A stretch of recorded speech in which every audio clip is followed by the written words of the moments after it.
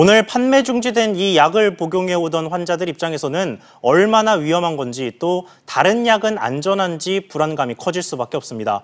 좀 더 자세한 내용 취재 기자와 함께 알아보겠습니다. 장지현 기자 나왔습니다.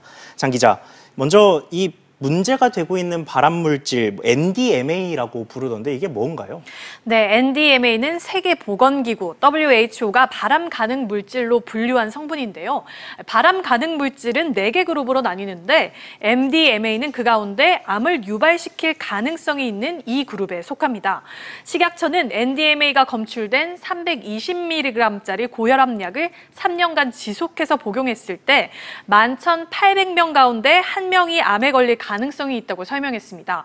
해외에서도 관련 연구 결과가 계속적으로 발표되고 있는데요. 이 미국 식품의약품안전처 FDA는 4년 동안 복용한 경우 8,000명 가운데 1명, 또 유럽의약품청은 7년 동안 복용한 경우 5,000명 중에 1명이 암에 걸릴 가능성이 있다고도 설명했습니다. 네, 그러니까 결국 복용했다가는 암에 걸릴 수도 있는 물질이라는 얘기인데 이게 왜 고혈압약에 들어가 있게 된 건가요? 네, 혈압약의 원료인 발사르탄 생산 과정에서 특정 용매와 특정 시약을 쓰면 NDMA 물질이 발생할 수 있는데요. 좀 더 자세히 설명드리겠습니다. 예. 발사르탄 중간 합성체에 혼합물들을 녹이기 위해 용매로 DMF라는 물질을 쓸 수 있습니다.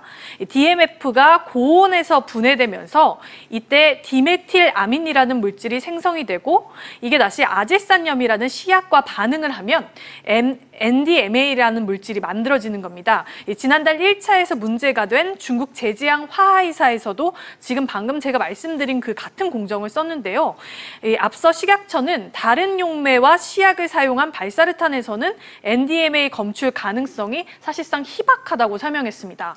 네, 그런데 그 설명과 다르게 이번에 문제가 된 그 대봉 LS에서 만든 발사르탄은 공정 과정이 달랐다면서요? 네, 그렇습니다. 이 대봉 LS는 용매제로 DMF를 사용하지 않고 질렌을 사용하고 있습니다. 또 시약도 다른 종류를 사용했는데요. 당국은 왜 NDMA가 생겨났는지 파악하지 못하고 있는 상태입니다.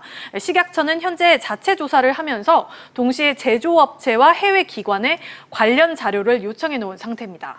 그러니까 원인 파악도 지금 제대로 되지 않았다 이런 이야기인데 불안감이 커질 수밖에 없는 대목인 것 같습니다. 그러면 이 문제가 있는 혈압약이 앞으로 계속 나올 수도 있다는 이야기 아닌가요?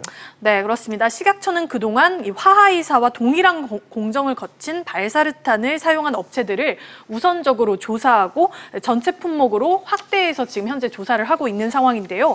앞서 지난달에는 판매 중지 조치를 내리면서 17만 8,500명에게 다른 약을 재처방받으라고 했었는데 이때 대봉 LS의 발사르탄으로 만든 제품으로 갈아탄 환자가 전체의 9% 정도인 15,300여 명입니다. 예. 이 사람들은 발암 원료 고혈압약을 피해서 다른 약으로 갈아탔는데 또다시 새 약이 또 문제가 돼가지고 다른 약으로 또다시 처방을 받게 되는 그런 상황에 직면하게 된 겁니다. 오늘 식약처 발표는 발사르탄을 제조 또는 수입하는 전체 업체의 절반 정도를 조사한 결과입니다. 나머지 절반에 대한 전수조사가 남아있기 때문에 또다시 오늘과 같은 판매 중지 사태가 이어질 수 있고요.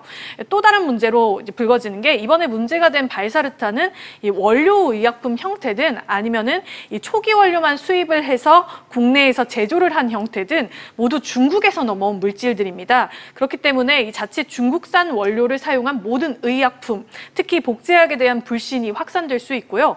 이에 대해서 식약처는 보건복지부와 공동으로 협의체를 만들어서 빠른 시일 내에 대책을 마련하겠다고 밝혔습니다.